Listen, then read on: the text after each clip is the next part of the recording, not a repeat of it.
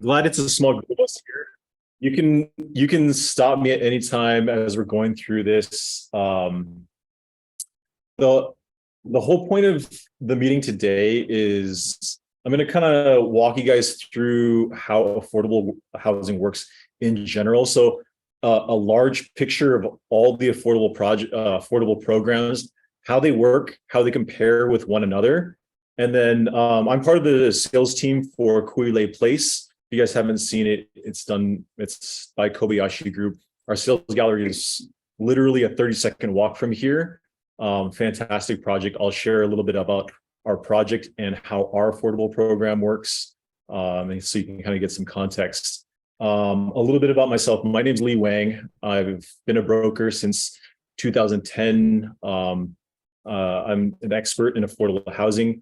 I've worked on the buy side, helping buyers on the affordable housing side, but also on the sell side with multiple new development projects, helping developers with the planning and pricing and whatnot on the developer side as well. I'm currently at Compass. Previous to Compass, I was principal broker for a company called Landed. They did a down payment assistance loans for teachers. So, a lot of times when people are having trouble buying their first place, it's either on the loan side or it's on the down payment side. I've worked on affordable initiatives that help on both sides of that program. So this is affordable housing. These are, where are we? There we go. So I'll cover in this general overview, what is affordable housing? Why is it needed?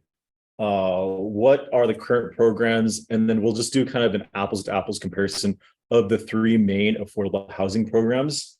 The first thing we talk about is, why do we need affordable housing? I think a lot of us understand that prices have gone up, right? Prices, this is from just last year. Even though we're in a vastly different market and the market has slowed down, compared to last year, prices have gone up 9.4, 7.4% from last year. That's a huge increase.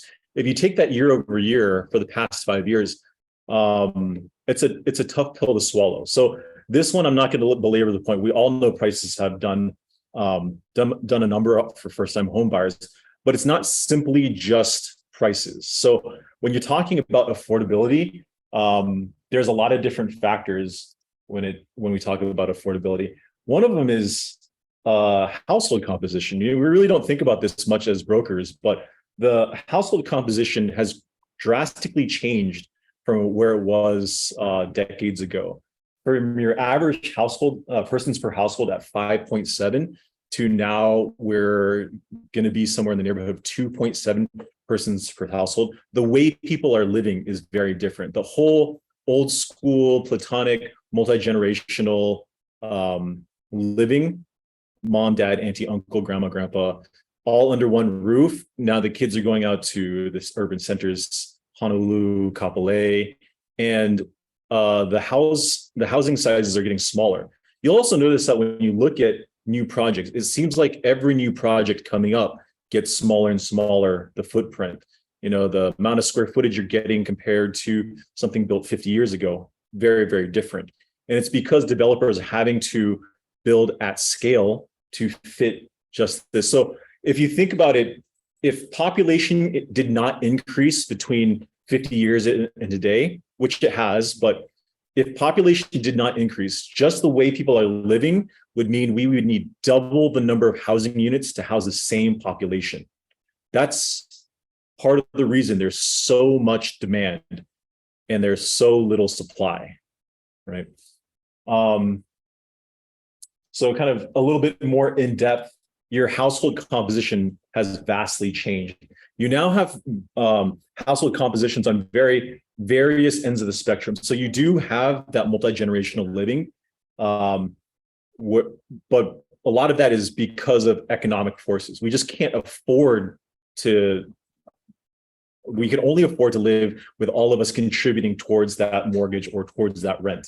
And then on the other side, your Other non-family households, so like roommates, much more prevalent, but a quarter of the population is living alone, right? We're talking about a 1-person or 2-person household.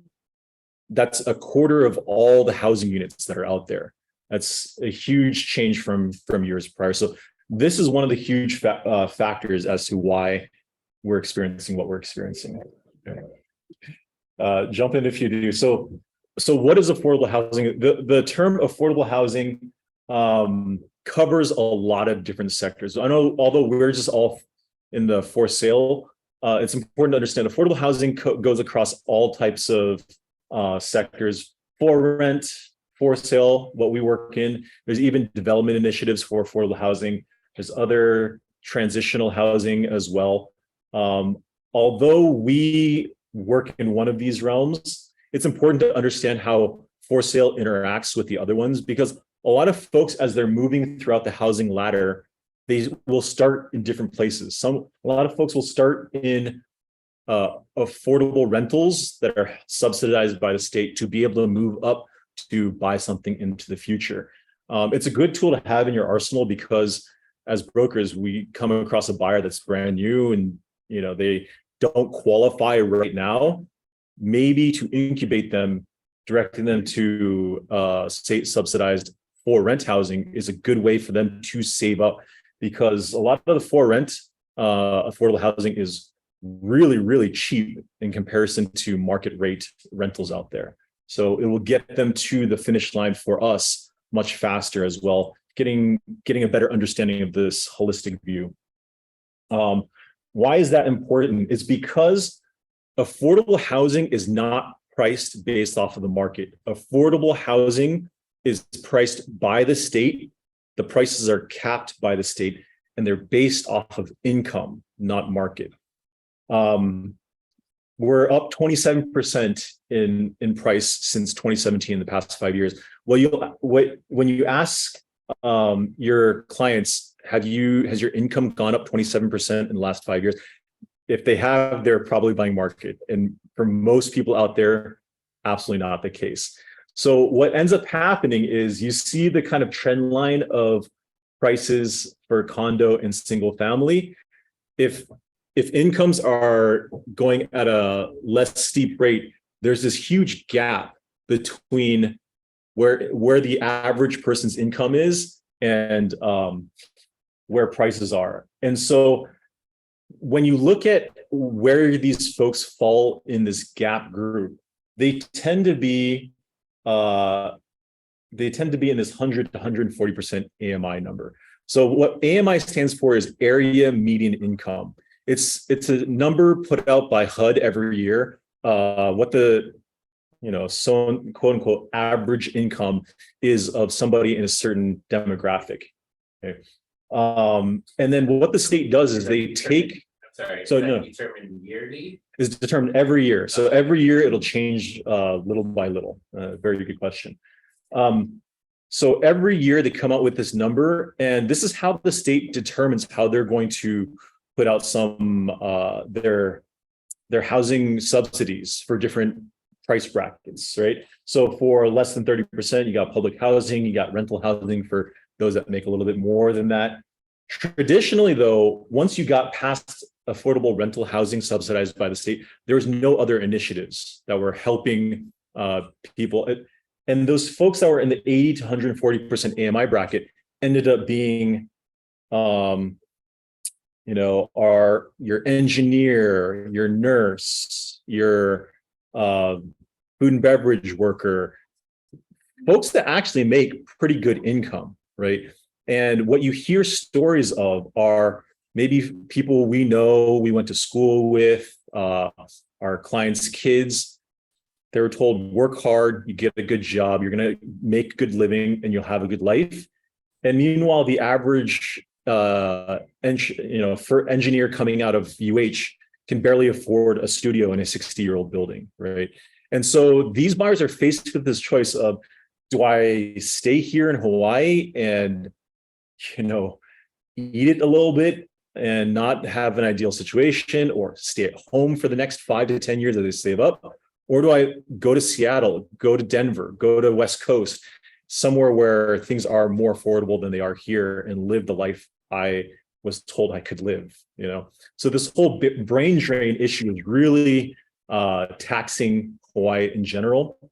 And so that's where this program is targeted. It's targeted for those that don't quite make enough to qualify for market housing, which is where that 140% AMI number is.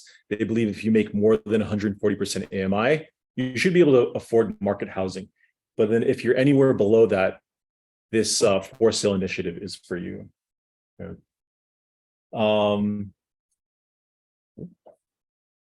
So as we're talking to buyers out there, honestly, even as we're talking to other brokers out there, there's a few misconceptions when you hear the word affordable housing. I think a lot of the confusion comes up with the word affordable. It's a pretty terrible word for the name of this program. It's actually the proper name for the state's affordable housing program. But the reason it's tough is because the word affordable is very relative, right? What's affordable to you may not be affordable to me, right? But it's important to remember, it's just the name of this program. Sure, absolutely. The AMI this year. So the AMI cap will change per project as well. Some projects use the entire state numbers. Some projects will use city, county numbers. And so for our project, Honolulu, it scales based off household size. So for a one-person household, that 140% cap would be 128,100, right? And then scales up based on your household. So I'll have a graph that shows what those numbers are. 128,000 would be 140% of the AMI number. Okay. Yep. Yeah. So I think you're. So what's 100%? I think the 100% is about somewhere in the 80 to 85,000 range. Yeah. The 128 was at the 140%, but I was trying to okay, I'm jumping that. So 100%. Yeah, 100% is about 85-ish. Yeah.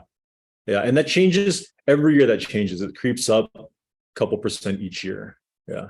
And then I guess it's up to the developer of a project to kind of determine what they want to offer, or is there a little negotiation between, the state or the county and the developer as to what they can qualify for? I don't know if that's the right term.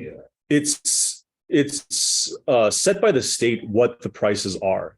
Developer has no say in what these prices are. Okay. So they can build the units. The state determines what the pricing is. Oh, okay. Yeah. Yeah. So even the dealer, obviously developers are there to get the most return for their risk put out there, but it's capped by the state. It's only capped out based off of that 140% AMI. Yeah. Thanks. So good question. You might hear this even in the broker community a lot. Affordable housing is for low income purchasers. And oftentimes when you hear oh, I'm getting help from the state, that's what people are thinking. And that is straight up not the case. If you've seen or been shown any affordable building, especially in the past 5 to 10 years, they're pretty nice buildings. We're talking about the Central, Kapulani Residence, Ulana, one of the new Ward Village properties is that you have Ko Ridge. There's some Ho'opili properties that are affordable housing. These are really nice properties, and they're a step up, especially because they're all brand new, right? So a list of professions: nurses, project managers, engineers, attorneys. These are all professions that have qualified for affordable housing. And when you put it in that context, most people aren't going to say, "Oh yeah, I think attorneys are going to be in these." That's what kind of income and what kind of gap group is being helped here, right? On the total opposite flip side is affordable housing is anything but affordable, and it's really important as ambassadors of affordable housing, as ambassadors of housing in general, that we have a very balanced viewpoint when we're talking about this stuff, because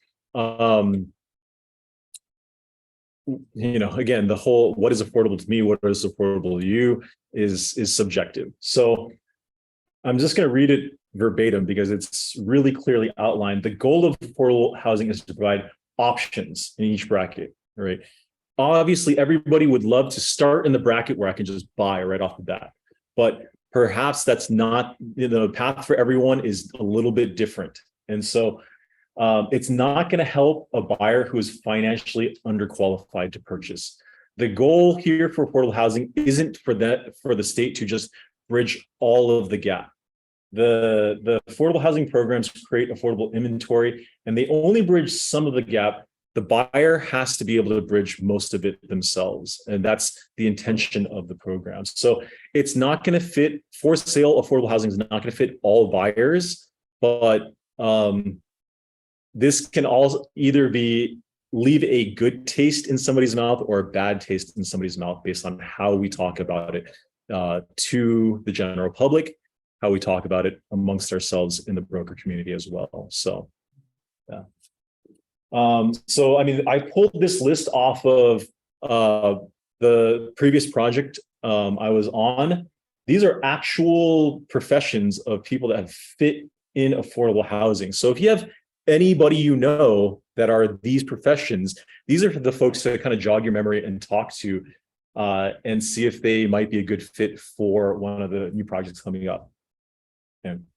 So affordable housing is not new. It's been around for decades, almost 50, 60 years. But the programs have evolved over time.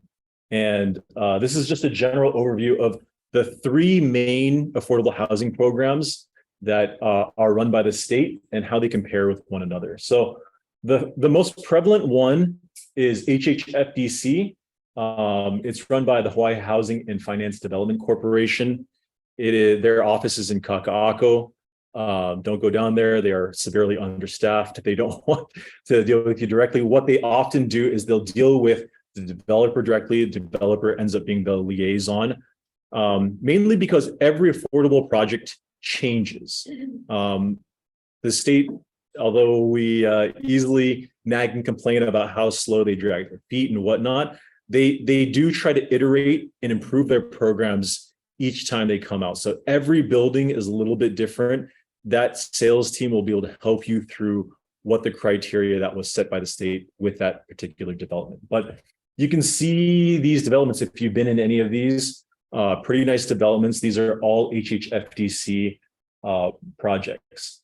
The one thing I'll kind of note out here is that percentage. Okay, in all of these programs, there's a term limit that they have to, your plot client will have to own or occupy it for. And then there's an equity sharing component where they need to share a portion of the equity. For HHFDC, it's a percentage. Okay, it's a set percentage. Because the second portion of this this presentation is dealing with Kuilei Place, I will actually walk through how that works for the percentage. Okay. The next one that a lot of people hear about, especially if you do business in town, is HCDA. So HCDA governs community development districts. These are districts that the state deemed were pretty underutilized for their location, for their geographic location. So the most famous one we know of, Kaka'ako, right? They looked at Kaka'ako in the 70s and they're like, wow, this is a very underutilized area. It's all warehouses and we're right in the thick of Metro Honolulu. This could be better utilized. And so over the past 50 years, they've been slowly moving that forward to what you see today. There's still that evolution continues, right? So HCA governs these development districts. The other one is also the new one they got granted in 2020 was Aloha Stadium. So I'm kind of curious what that will look like when they're done with it. That'll be pretty interesting. These are some examples of what is outlined by the HCDA. And you'll see that next to that HCDA headline is a dollar sign because their equity sharing is a set dollar amount. There is a little variability to that, but in general, it's a set dollar amount. And I'll walk you through that example as well. some pretty fantastic projects you'll see here. The last but not least, the new kid on the block is the city and county's affordable. So the city and county's affordable housing program is also called affordable housing. All of these are part of city and county. City and county's program is administered by the DPP. And I mean, this is just a little commentary on my own. DPP is very slow, like this one of the slowest. DPP is the DPP. I think your average permit getting through is like a year and a half now. So to me, it's a little crazy that they're having the DPP administer this program, but they are the new kid on the block. So what you'll see is that although they have some kinks in their program is in their first or second iterations. So I think it will get better over time, but we'll outline how this compares with the other ones. But very prevalent. You'll see this especially a lot on the west side. The whole Peely, Coal Ridge, Castle and Cook stuff will be primarily, although some will be HHFDC as well. Yeah. All right, so thanks for kind of calling, like in my brain, I always thought it was just like one program. Yeah. So thanks for calling that it's like actually 3 different, and there's 2 state ones and this county one. Okay. Yeah. It's helpful to like actually break it down because we just hear about it in general. Yes, exactly. Right? Especially if you're not, I was involved with one, not at the upfront, but somebody who was selling their unit, like just right after they made their number of years of occupancy, type of thing. So there was some work I needed to do with them here, related to that. So that was my own. And that's interesting because you'll hear about this in different stages, right? Yeah. Like I think a lot of us think, oh, we'll hear about it just at sale when we bring them to buy that unit, but you might sell a unit in YPO that was affordable housing 30 years ago, and all of this stuff is still relevant on that side of the transaction. That's when they'll pay their equity sharing. Yeah. It's just that comes out of the money. I mean, it's something to disclose to them, but I mean, because the other layer is like to me in my brain, it's like 2 functions. It's like, can they even sell it yet? Because they have to stay in for however many years, depending on what that program wanted. So they may not even be able to sell it or rent it yet. So they gotta wait. So like if they want, like they just bought something and it's 5 years later, they want to sell, that's gonna be a potentially big hit on that equity side. Because then you're selling at the market rate.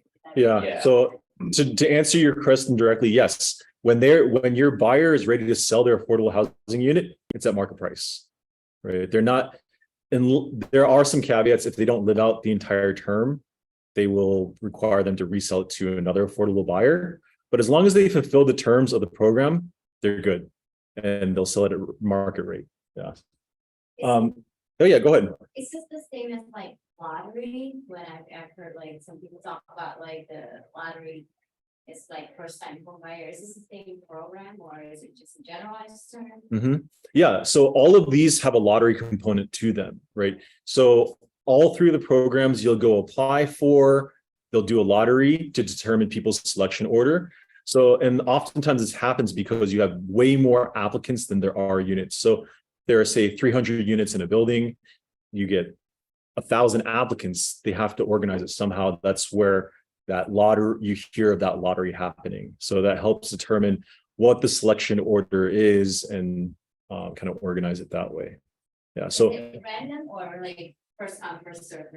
It's randomized. So usually they'll have an application period. As long as you get your application during that application period, you'll be entered into that lottery. And I mean, it kind of stemmed from part of it is that's the most fair, right? You're not getting preference because somebody's just a little bit quicker, especially when you talk about first-time home buyers. They're new to this whole process. So the last thing you want to do is just rush them through, as in, don't look at the paper, just go through it. That's the very wrong vibe. You want to make sure that they're feeling prepared and not rush through this process. But the other part of that is, in general, a lot of developers, affordable or otherwise, will tend towards some sort of lottery system, because prior to that, you'd have people standing in line for days to get a unit in a new building. And it just kind of is a bad look when you have,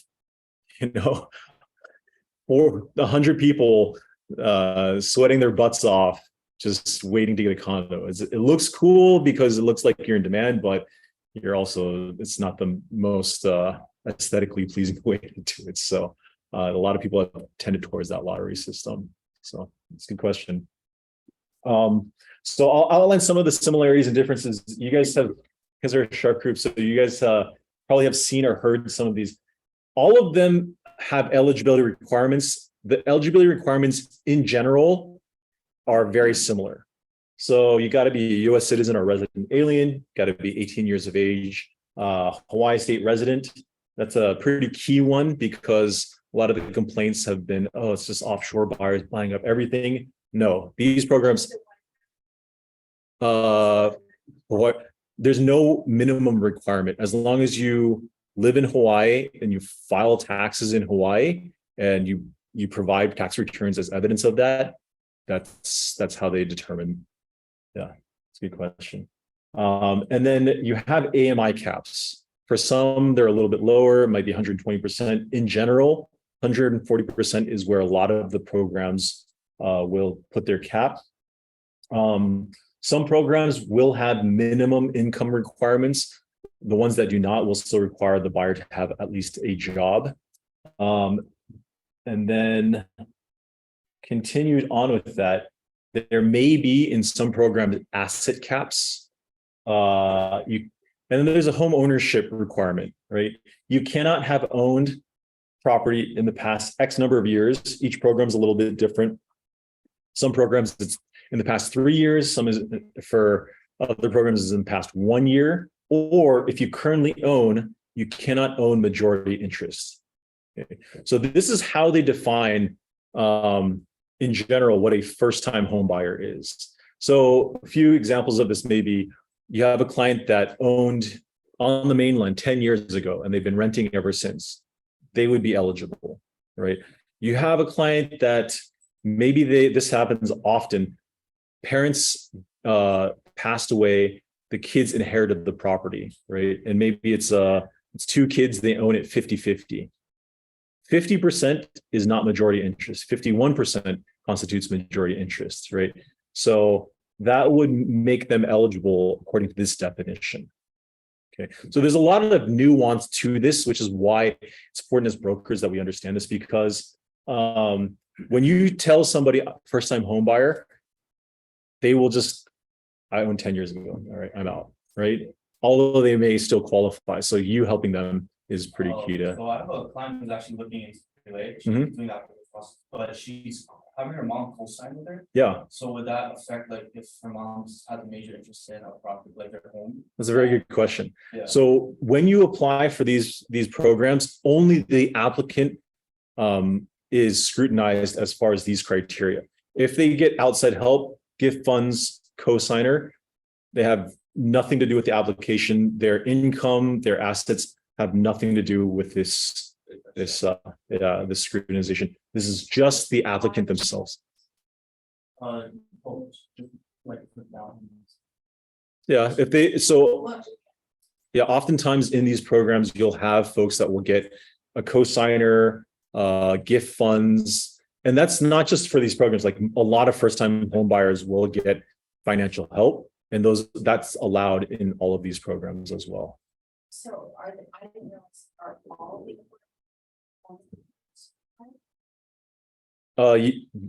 yes, according to this definition of first-time home buyer. Yeah. So if you already own a property, this isn't for you, right? This is they're trying to house folks that have not been able to buy something prior to. Yeah. For example, tenants in common, to consider 50-50. Depends on the percentage. Yeah.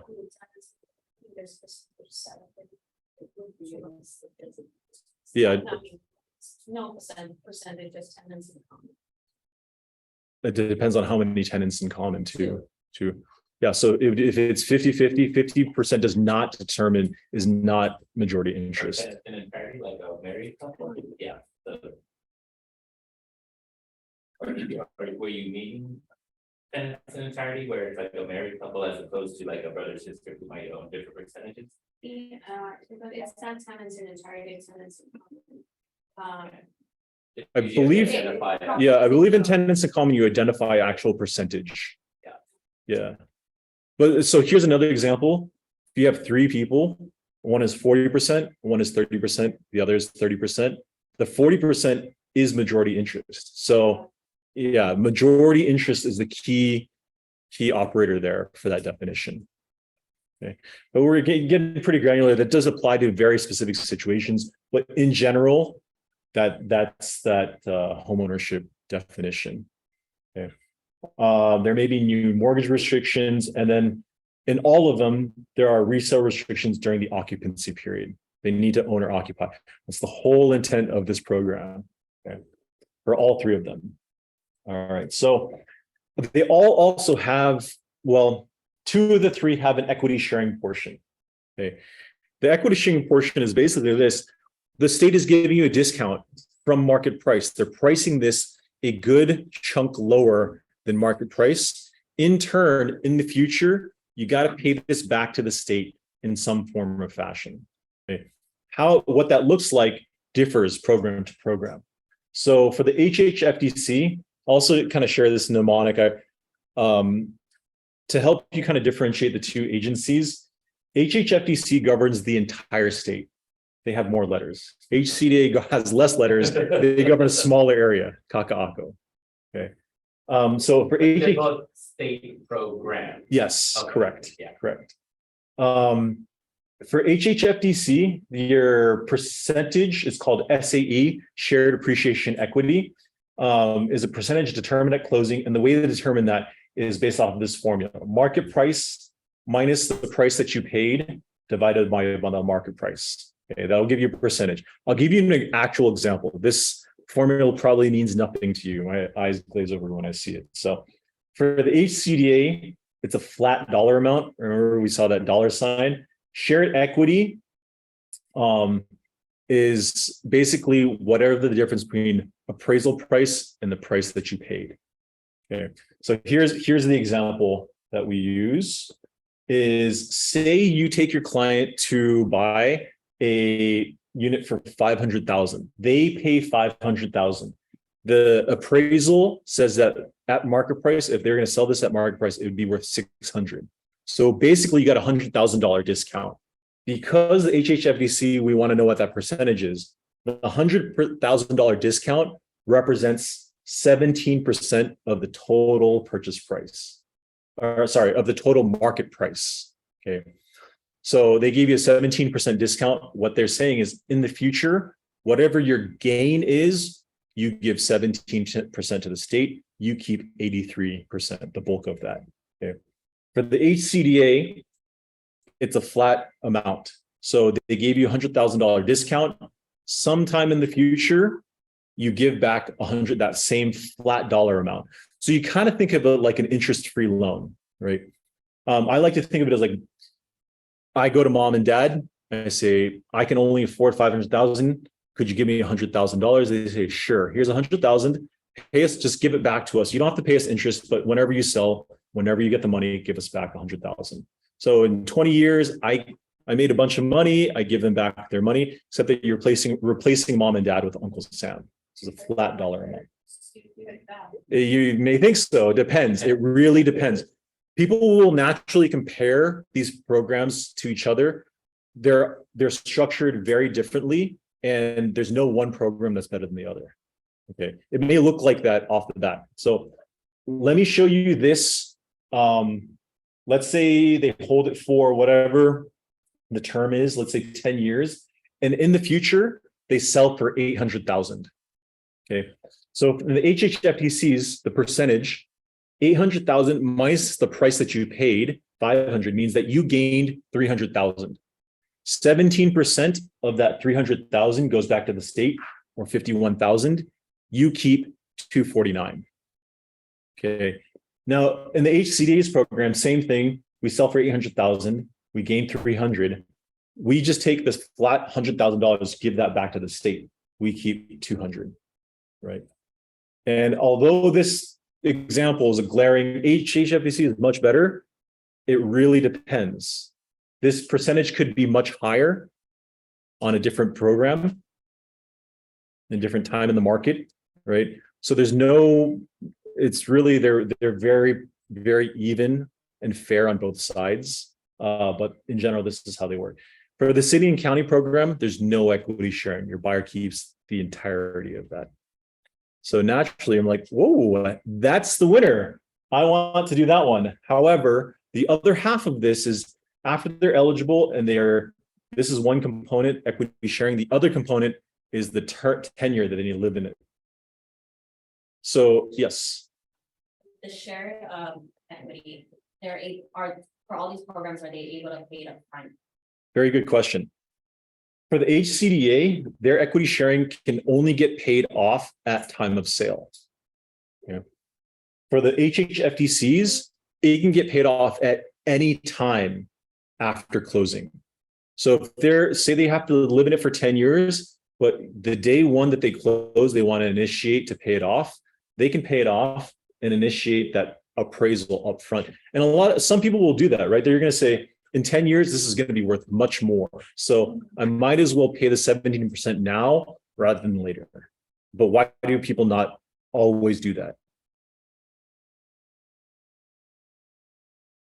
Because most first-time home buyers walking in just don't have that kind of cash lying around. Cash, then they would just apply. Yeah, exactly. They absolutely would. They say we asked the agency, they said probably less than 2-3% will pay it off right off the bat. Even though naturally everybody makes that. So in a comparison. scenario like that where they wanted to do the prepay, HHFDC would find the appraiser. It would go through them to get the appraisal. Correct. Yep. Okay. Yeah. And you said HCDA at closing. It's always at closing. Yep. Yeah. So very good question. So it's kind of a cool nuance to the HHFDC program, but again, they may not have money up front. They will for sure have the money at time of sale. So if they sell it, if they rent it out, it's due as well. So say they lived in it for 10 years, the requirement, they want to keep the property, they want to rent it out to somebody else, they need to pay off the SAE, equity sharing portion at that time as well. Okay. But once they paid it off, they only pay it off one time. In the future, the rest of the gain is all of theirs to keep. Good question. So now that we're looking at the tenure though, the tenure that you need to live in it matters. For the HHFDC across the board, it's 10 years. For the HCDA, it's been 2, 5, and 10 years. Although they're kind of moving away from the 2 years, I think they're probably edging more to the 5 and 10. My guess is Ulana is one of the last programs that we'll see the 2 years, but who knows? And the city and county, yes, you get to keep all of the equity as long as you live in it for 30 years. Okay. That's yeah. And there's more nuance to this. If they leave it on the market for X amount of days, it'll reduce by 10 years and then another 10 years. But man, you look at, yeah, that's a good question. That's exactly what, sorry, go ahead. What happens if you have to break it? Very good. So in all of these, the issue is, the verbiage is not, you can't sell. You can sell prior to the 10 years. You're just not going to see the full benefit of the appreciation. You have to basically sell it back to the state at the same price that you paid. So if you're in year 9 of 10 and you got to sell, you leave all that money on the table, right? And so it really behooves your clients to weigh it out and say, can I live in it for the full term? Because that's the only way I'm going to see the most benefit from this program. Sorry. Yeah. 30 years is a long time. The thing that I get confused about is say for an HHFDC property, Yeah. somebody wants to sell before 10 years. Mhm. they can, They can, yeah. but they have to sell it back to the state? Yep. Is the state obligated to buy it back from them? They're not obligated. They have the first right. And then if they Oh, okay. don't, you can sell it at open market at the same price that you bought it.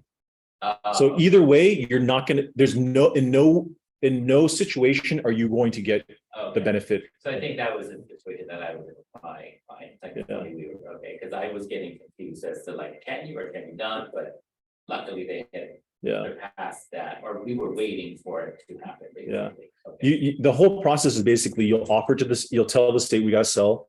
The state will have 30 days to decide if they're gonna buy it back. If they don't, they'll let you sell it at open market at whatever price they determine. Right? The state determines, okay. Yes. So at worst, it'll be the same price that you paid. If they say it's a little bit more than that, they will probably keep the difference. They're basically de-incentivizing you from making money off of selling it early. Yeah. So there's no like proration. I lived in a half of it. Do I get half of it? No, it's just. So like to carry that through a little bit more, so say, they say, okay, you bought it for 500, we want you to sell it for 600. And then like you sell it for 600, you are still getting just the 500 back. Yeah, because Yeah. probably they'll take the 100,000 and just Got it. take Okay. it back from as a state. Thanks. Can they rent it out? Yes. So after you've lived in it, your owner occupancy term, you can rent it out. So same situation. yeah. Yes. But before that, No. I love it. Officially, yes. Yeah. So But I kind of feel like people watch, they know. they do. So like Yeah. I will say in previous projects, again, they iterate, they try to improve every project. One of the first affordable housing programs for this program called Workforce was 801 South Street. Have you guys heard of that building? 801 South Street. Okay. So 801 South Street, it's kind of at the top of Kaka'ako off of Kapulani. For the fire station. Right by a little bit further up from the fire station. The only caveat, the only restriction to that program is you got to live in it for 1 year. Didn't have to share equity, no other restrictions. And then they sold it a year later and everybody's making like $200,000-$300,000 profit from that right off the bat. And they realized that's not the way to go, right? So they iterated, they made these restrictions longer, and then they weren't enforcing that whole 10-year thing, right? People were renting it out, people were doing whatever, and they're like also just as upset as 801 South Street. So more recently, they have absolutely been enforcing, and there's multiple ways it gets enforced. The most common is they'll send registered mail to the address. You have to respond within 30 days. It may be a check with the building association because you need to register as the occupant of the unit. The most common is that more than likely your neighbor also bought affordable and the other neighbor bought affordable. And when they see that, oh, this dude is circumventing the rules and I'm following the rules, they give a call to HHFDC the first time they find out, and the repercussions are very, very bad. Not only, I mean, you could just lose money from the entire transaction. They force a sale at the price that you paid, and then you have to pay all of your closing costs out of your own pocket, right? So, technically, yes, you got to live in it for the 10 years. I'm not going to say everybody does, but the repercussions of not doing it are actually getting enforced now, I think is the point. So, yeah. What is the 2, 5, and 2 years? Yeah, so for HCDA, it varies. For some units is 2 years, from some units is 5 years, some is 10. And this varies In the same project? in the same project. Okay, Yeah. I didn't know that there, okay. The most recent, and actually I think they still have some studios for sale as HCDA, is Ulana. And Ulana has 2, 5, and 10 years, but they're based off of the amount of subsidy you're getting. So if the bigger the percentage and the bigger the discount, 10 years, the smaller discount goes for that 2 years. So, yeah. All right. That's pretty much the overview of that portion. You guys asked really good questions. Sure. Okay, so you live out for 10 years and you're gonna rent it out, so you won't make money until you sell it, though, right? Mhm. Like Yeah. I mean, you make your rental money. Yeah. Yeah. Yeah. So, Yeah. do they have like their own specific like lenders or specific appraisal that they use? Yeah, so when you're applying for the project prior to construction, they have specific lenders they want you to utilize for the pre-approval. Because they're trained by the state on all the requirements that are special for this project. Okay. When you do say the SAE payoff, you initiate that with the state agency, and they will you'll go through them to do their appraisal as well. So they hire the appraiser and initiate that process. So it operates very similarly to a refinance or a purchase where you as the buyer don't get the appraiser, the lender does it for you, right? But you go through them. In this place, you're just going through the state agency instead of the lender. So like, let's say you have buyer who's already pre-approved by our lender partner. Mhm. If they wanna look at a house like this, do they have to get another pre-approval from that state lender? I mean, who do you guys use? I mean, I'm just saying like, let's say I use Jody Panga or something. I don't know if she's. Yeah, the upfront, it has to be a project approved lender. It's only because they spend like 8 hours getting trained by the state of what the state requirements are for that particular project. At the end, you can use whoever you'd like. Yeah. Yes. Yeah. So your upfront pre-approval has to be project approved lender. But I will tell you, when it comes to closing, you actually finish out your loan. Probably you start your loan initiation probably like 6 months prior to actually moving in, and more often than not, you want to use a lender that is experienced with new projects. If they delay, which oftentimes a lot of lenders are like, I can do it, and if they've never done it, if they cause any delay, there is a financial penalty to it. Yeah. It's because if you look at it from the other side, we're trying to close 1,000 units on the same time frame in about 2 month span. So having one person that isn't getting their documents in, or the lender doesn't understand the process, we can't go and chase each one down, right? So if that person can't close on time, they get pulled from the closing. They close 3 months after everyone else has closed, because we have to work with them one-on-one. That's additional cost for us, or not just us, any developer. And then that cost gets passed on to that buyer. So again, I'm not here to say you have to use a specific lender, but these are the real life risks for any project in any lender. So, Thank you. yeah. For Kuilei Place, could you share with us what the mix is on the or which program you guys Yes. are using and all that other kind of fun stuff? Thank you. I didn't pay you for that segue, but that's a great segue. How many of you guys have come to our sales gallery before? Okay. Yeah, it's on my list. Okay. I will have my info. Call me, schedule a time. I'd love to show you guys this project. I'll give you kind of a brief overview of what to expect.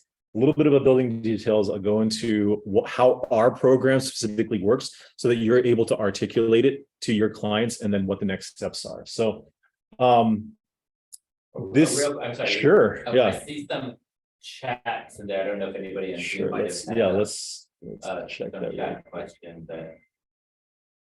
Okay. Cool. For divorced people that sold their property, got their portion of money after property sold, are they considered for first time home buyer eligible? Yeah, as long as they fulfill that requirement, they owned prior to whatever the term is for that program. For some it's 3 years, for some it's 1 year. As long as they sold prior to that, they would be eligible. Yeah. Yep. And then I'll message before we join the meeting. Okay. For eligibility, how long do you have to wait after recently selling a property to be eligible for affordable housing. Again, it's whatever the term is. It's you right now the programs are either 1 or 3 years. So you have to wait that long to be eligible. Okay. All right.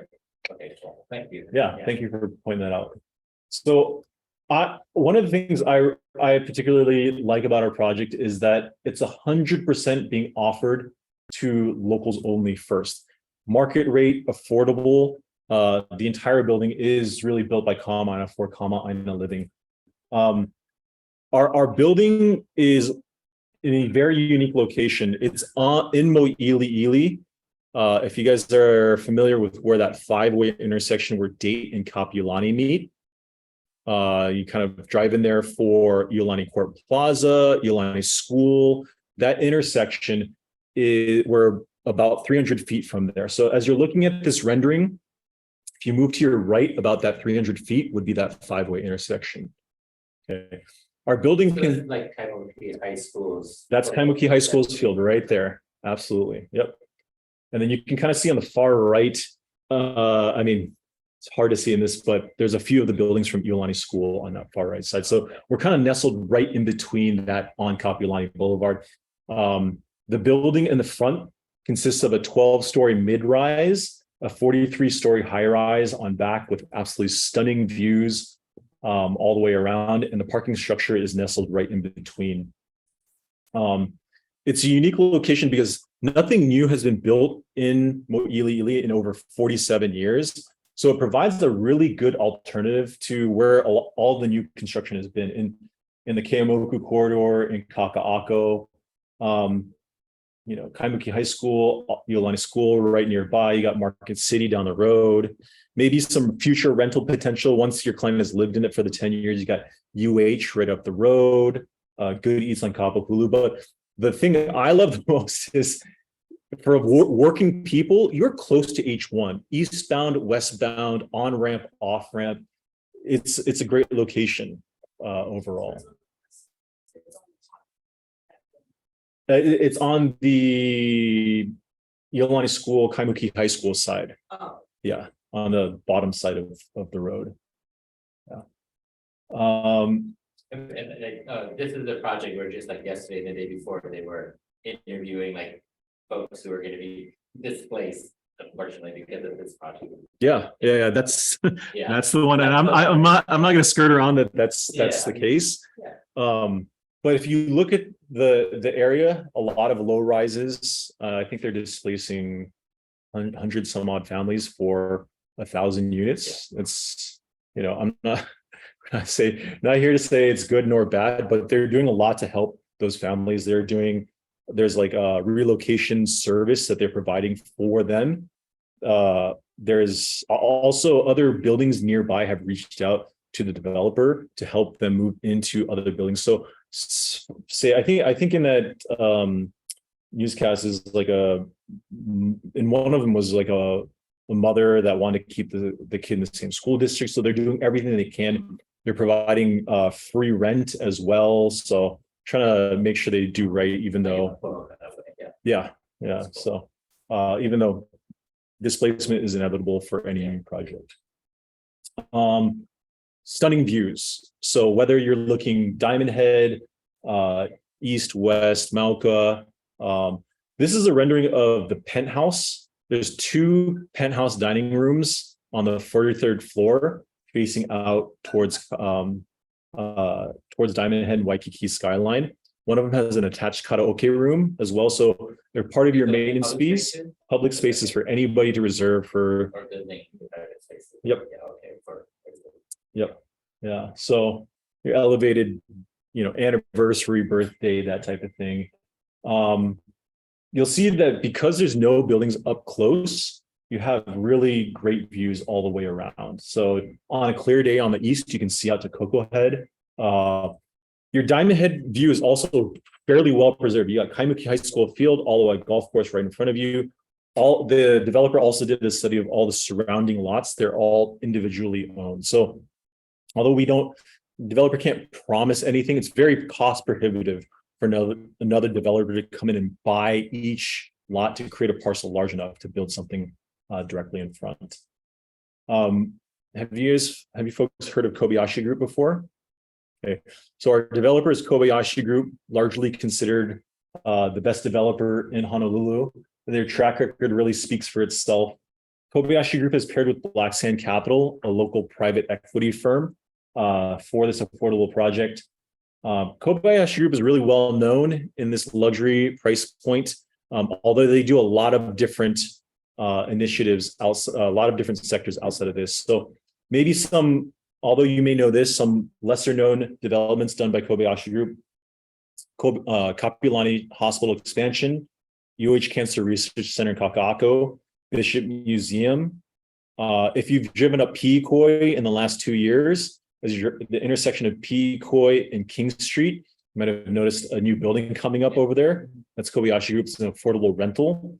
So their commitment moving forward, although they're known for this, is that for every luxury, they want to do a 1-to-1. One luxury, one affordable, because they recognize that's where Hawaii's greatest need is moving forward. But I'm excited because they're going to be able to take this kind of experience and bring it to this affordable and market price point. They're a local family. They've been doing development for over 3 generations.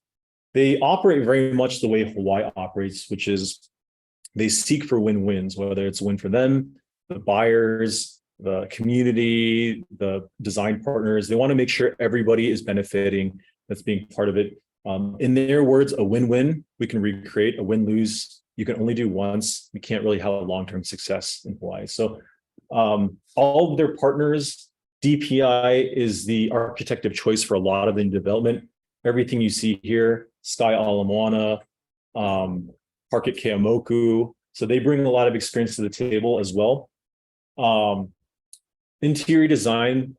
So Kobayashi Group feel very strongly like good design, good art should be accessible by everyone. So they've brought Philpott's interiors that they've paired with on previous projects as well. When you get a chance to come to our sales gallery was also designed by Philpott's Interiors, same inspiration, same look and feel and design. And then we have an art curator. Kelly Sueta is a local boy known in the islands for curating world-class art. We have some of his pieces that he's done in our sales gallery. That and more will move to Kuilei Place. So really that nice element that elevates our project to that next level. Oftentimes you don't see this in that affordable price point. A lot of thoughtful design, especially in the units and the amenity spaces. A lot of cool features, centralized hot water system. This is one of the first buildings. This and Alita are the first buildings with a gray water treatment and reuse on site. They'll be able to use the treated gray water for things like watering the landscaping, that type of thing. Saves over 11 million gallons of water per year from going in and out of our sewer systems. I particularly like these EV charging stations. So these level 3 EV charging stations are the ones that will charge a car from 0 to full in about 30 minutes. To give you some frame of reference, there's 6 of these level 3 chargers on the entire island. There's 7 just on site at Kuilei Place. So whether or not your client drives EV or not, it's a good value because like for me, I don't drive an EV, but when I'm ready to sell, that buyer, as the island moves more and more towards EV lifestyle, that might be a huge consideration for a lot of buyers. And buyers right now feel very handicapped to where buildings they can look in, and so having that on site is huge. Right.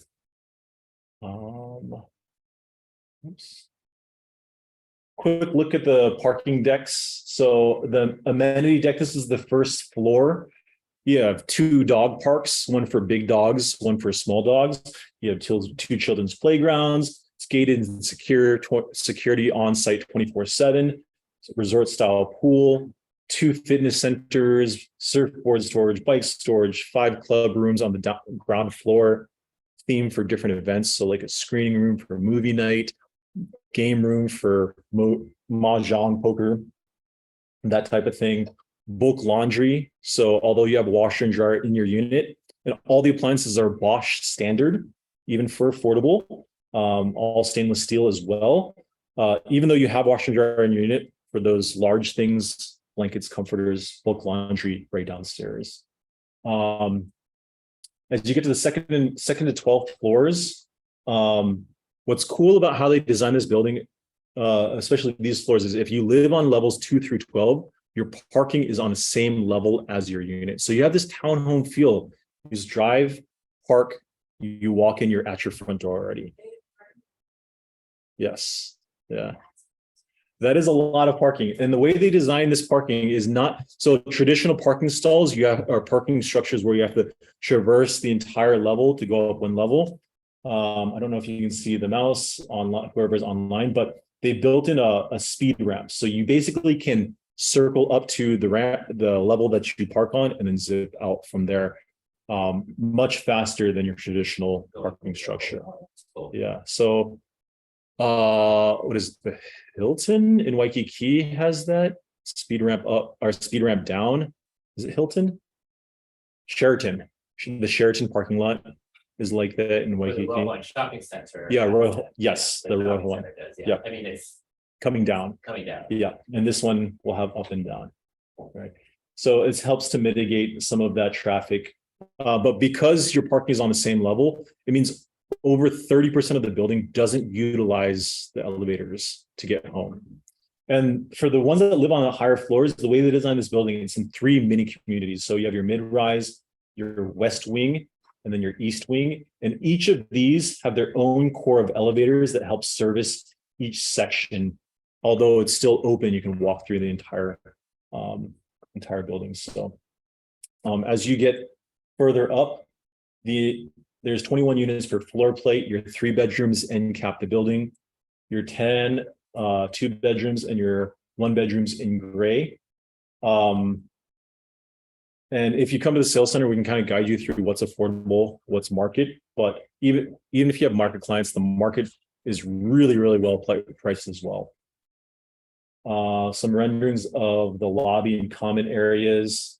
There's also the interiors designed by Phil Potts Interiors. These are, we have 2 different finish packages that your buyer can choose from, affordable or market. Okay. Quick question, Yeah. and forgive me if it was answered. I missed a few minutes. I had to take a call. What's the maintenance fee like on the affordable housing? Is it affordable? Good question. Good question. So it's 68 cents per square foot. Yeah. If you put this toe to toe with existing buildings or other new construction, really, really affordable. But I think aside from being cheap, it's good value because you get a lot of amenities for that 68 cents per square foot. So, your smallest 1 bedroom is in the 300s.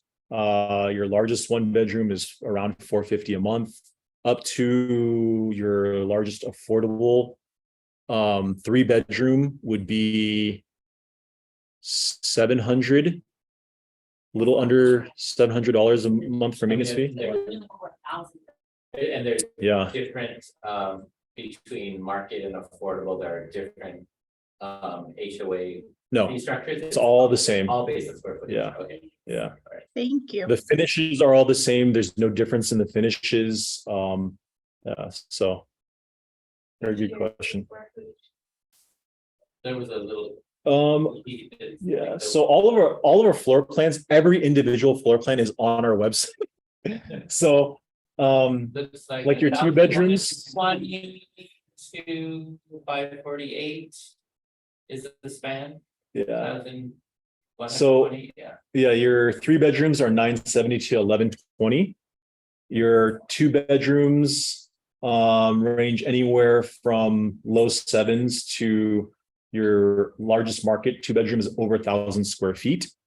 And then your 1 bedrooms range anywhere from just around 500 square feet to largest is 685. Yeah. 68 cents. 68 cents per square foot. Yep. That's a very good question.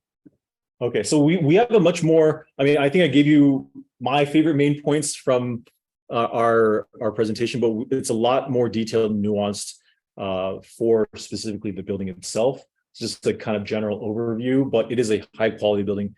As you folks know, who the developer is really matters. This is a very high level developer. Yeah, sure. Showing like your HHFDC breakout in terms of years of tenancy and Right here. Oh, I mean, You're a mind reader here. Wrapping up, I see. Oh, no. Well, yeah, I mean, we will wrap up. So I know this is running a little bit long, but because we went through the other portion, it's a lot of the same information. What is affordable? Why is it? What is affordable housing? Why do we need it? Who is HHFDC?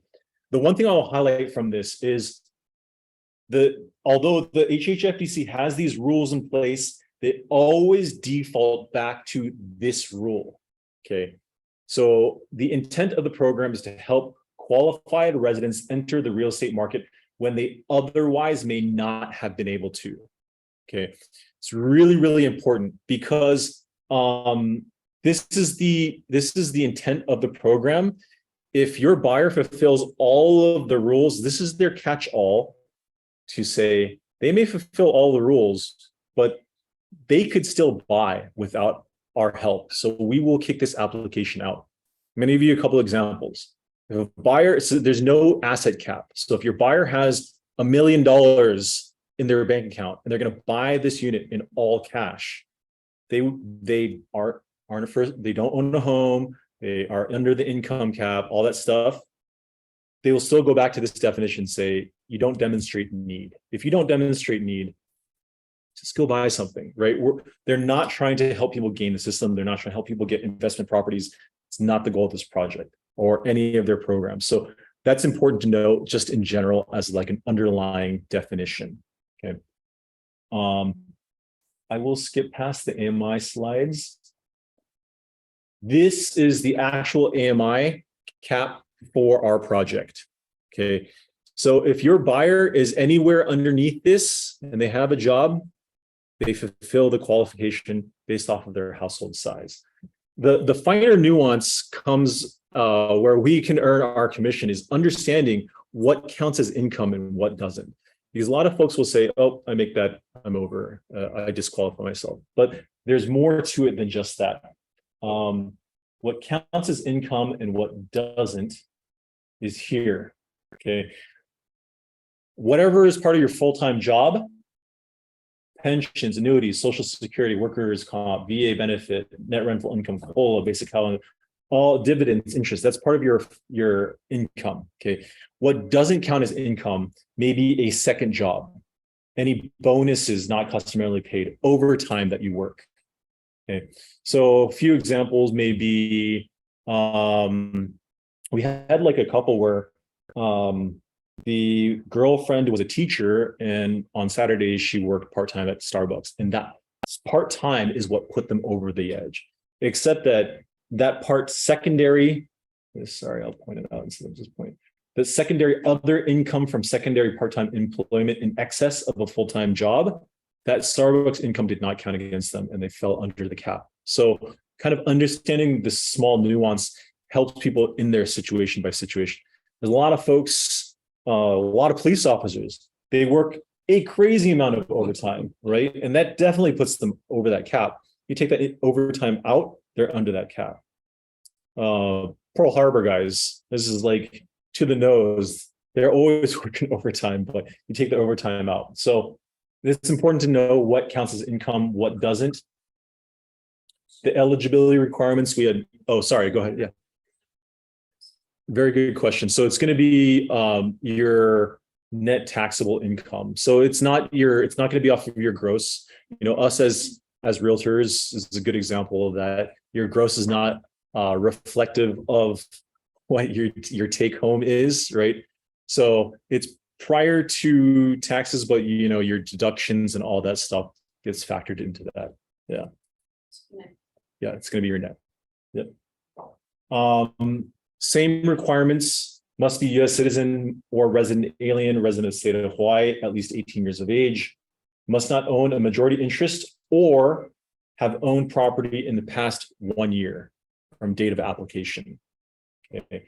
Must have income to qualify for a loan and must be under that 140 AMI number. Okay.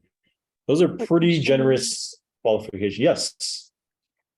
So sorry to interrupt. Just quick question on residency. So if your client is moving here and they intend to live here for the foreseeable years, they just have to establish residency, like get their driver's license, register to vote, and then they are a resident. Is there Wait. a period of time required, like a year? The way they establish residency is via your tax returns. If you file your taxes in the state of Hawaii, they will consider you resident. Part of it is also like as a state agency, they want to be collecting property taxes and understand that you are contributing to Hawaii's economy. So they're utilizing taxes as the establishment of residency. And how many tax So- returns? What? Sorry, what was that? How many years one of year's tax returns? 1 year One? tax Okay. returns. Yep. Yeah. So What- it's what's the important to know because it's a little bit different than lenders, right? Lenders require more. This is not the same. Hi, what's Was the it- sufficient gross income? What do you consider sufficient? Have to have some sort of job, right? What they're trying to avoid here is in previous programs, kid is in, your client's kid is in at UH, makes zero income, right? That is not who they're trying to help. If they have a job, they have some sort of job, maybe it's not sufficient to qualify for the loan, but they get co-signing help. As Mhm. long as they have some sort of income, that's the minimum that they require. You obviously still have to have enough to qualify for that loan. So Okay, yeah. thanks. Do you, say you have someone who's new to the islands and is like a more independent contractor, and maybe is filing GE2 taxes and stuff, do you think that would pass the mustard or not necessarily? That's maybe got to double check that. It might. The GET is part of the submission of that independent contractor paperwork. So Okay. it might. I would never discourage anybody from applying if they want to write a letter of explanation or they feel that they have a case for it. But they are pretty strict on at time of application. So like the intention, I will be here April 17th, even though our deadline is April 16th, it's not going to cut it. They have to draw the line somewhere in the sand. That's where they've drawn it, is at time of application, do they fit these qualifications? So yeah.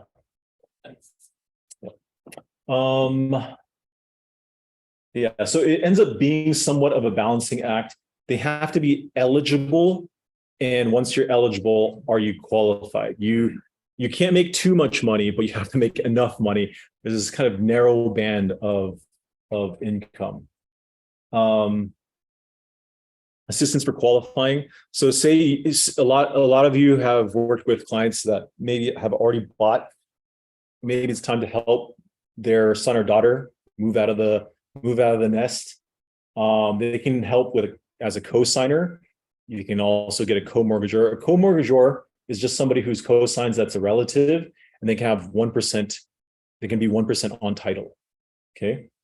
Or gift funds. The gift fund cap, I don't know if you can see it, is 35%. Gift funds have to come from a relative, but it cannot exceed 35%. So they're also trying to avoid this whole, my kid's going to go apply, I'm going to pay the entire thing in cash. That's the intent is to game the system, but say you had a co-mortgager that was over 65 years old, will that 1% is enough to kind of get the higher exemption, would you say? No, I see what you're trying to say. No, unfortunately not. No, yeah, it's a good question. No, unfortunately not. Because they actually have to sign an affidavit that says that they cannot occupy or live in the unit. So yeah. Okay. Unless, of course, the applicant is 65 and older, Okay, then yeah. So, and you'd be surprised. There are some, it's not just all young buyers in this thing. It's all across the board on demographic. All right. So again, the two components of the program, buyback and shared equity, you got to live in it for at least 10 years. This buyback, if you don't live in it for the 10 years, state gets first right of refusal. There's no term limit. It has to be paid back at sale, rental, or any transfer. Okay, this SAE, and that payment is based on the formula we went over. Okay, so just to reiterate, appraisal value minus purchase price divided by appraised value gives you that percentage.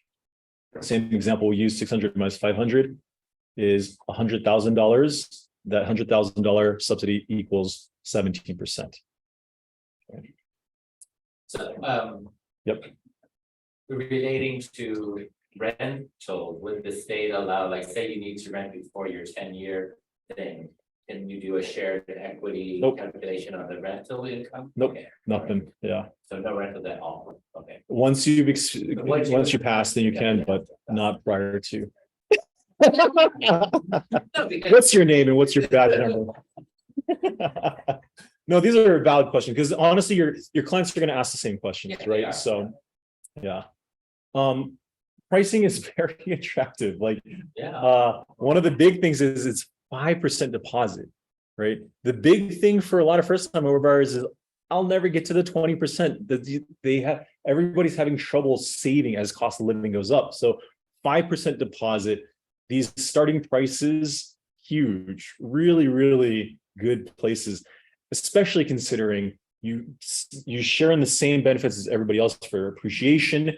These are brand new and in a great location. Like it's a really a shoe-in for getting that conversation started with a lot of first-time home buyers. All right, and then so the next steps, these are the steps that your buyers will go through. The deadline for the application is April 16th. We are 16 days to basically 2 weeks away, and it is going to get hot and heavy in these last 2 weeks. If you have somebody who's interested, contact them today, this week, schedule a tour as soon as possible, because I'll tell you from my experience in previous projects, in the last week, you have to fill out the application, get a pre-approval, see if they like it. All of that being done in 1 week is very tough because all the lenders are slammed. We are also personally reviewing all of the applications. So, I mean, we're doing 14, 16-hour days from here all the way till the 16th. So don't wait till last week, because getting the attention of one of the lenders on a short time period is incredibly hard. Okay, it's a really, really good deal. Here are our project approved lenders. There are specific lenders at these banks, but it's all the big players in town. If I can help, please let me know. If you want to schedule a tour, my contact info is up here. Call, text, email me, schedule something. I can kind of walk you through it. We also have a webinar. It's a great tool to be able to forward on to your buyers for them to kind of get educated, a little bit more concise from the entire presentation, not as nuanced and detailed as we go through as brokers, but kind of gives them an idea of if they'll qualify, what the components are of the program, things like that. So, yeah. so, in terms of the project timeline, they're hoping the, not break ground, like, but how much time are you allocating for like, finding new homes for, you know, then there's gonna be. So the general timeline is of the existing, and then. How's that? So I'll walk you from the kind of beginning to end. Is application deadline is on the 16th. We will review everything and we'll send it to the state. I don't know how long the state will take, probably 2-ish months, maybe more. Right. So units of the lottery wouldn't happen until probably middle of the summer, June-ish. Right. And that's an early estimate. These are all estimates. We'll call your buyer in to select their unit. That begins the 30-day rescission period. They can review, they can still cancel. And then at the 30-day mark is when the 5% is due. Okay. So we're talking about middle to end of summer. Our projected groundbreaking would be probably fourth quarter of this year. Okay. Groundbreaking being start of demolition of existing buildings? Yes. Okay. Yeah. And usually from groundbreaking to move in for a lot of new condos is anywhere around 30 to 36 months. So 2.5 to 3 years. So that would put us completion date 2026, somewhere in 2026. So, you know, I'm not going to say it fits everyone, but it helps a lot to have that buffer, because a lot of first-time home buyers will get their finances in order during those 2.5, 3 years. They'll save up a little bit more on down payment.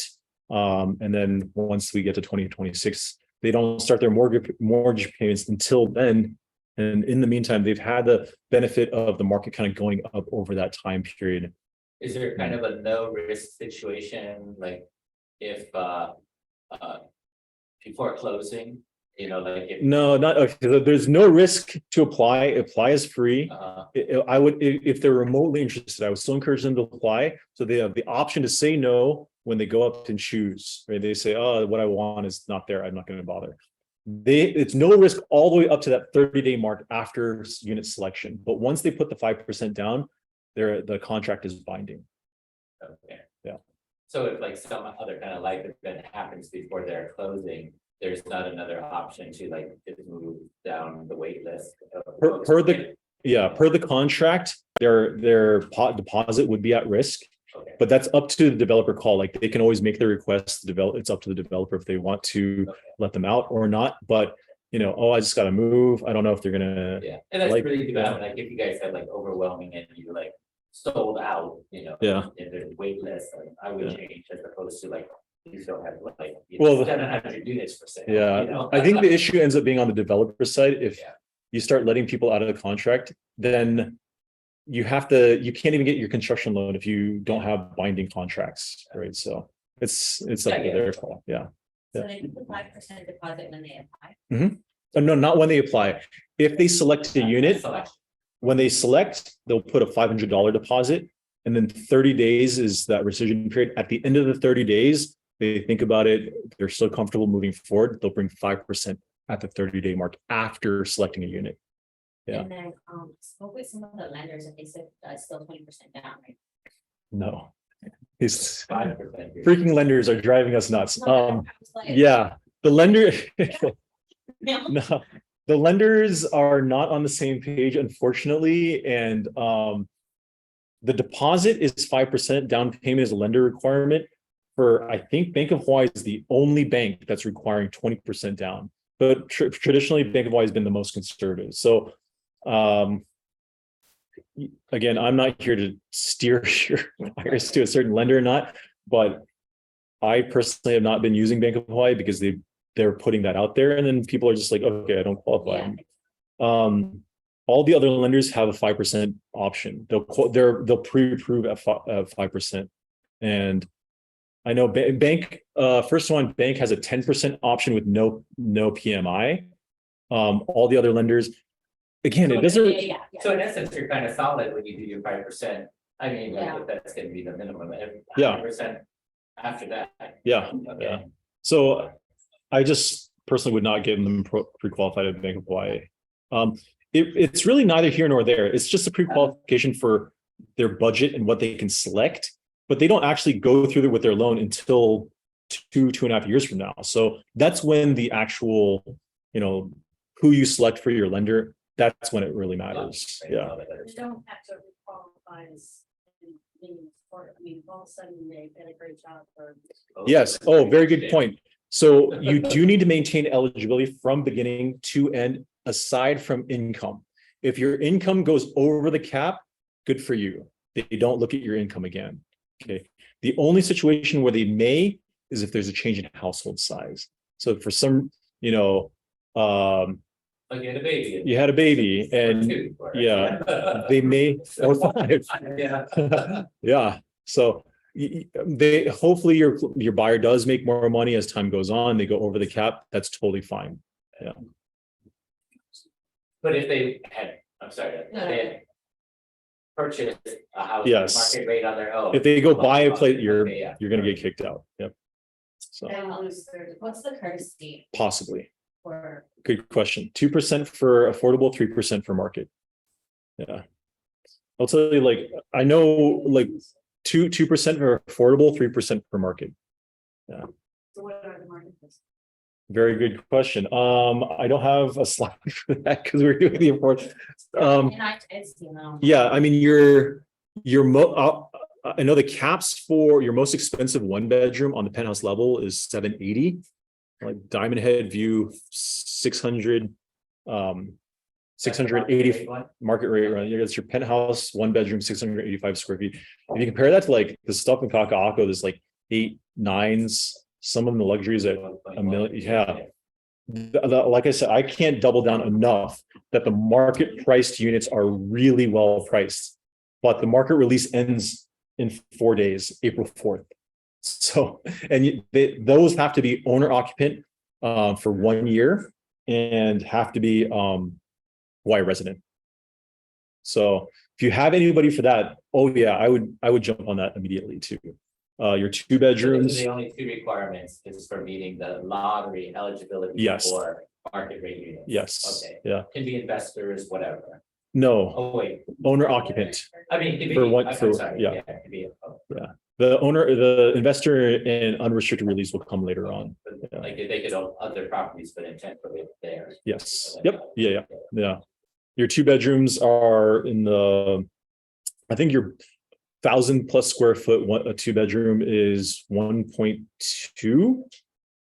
And I think your cheapest 2 bedroom is in the 8s. And then your market 3 bedrooms start in the 9s up to like 1.25.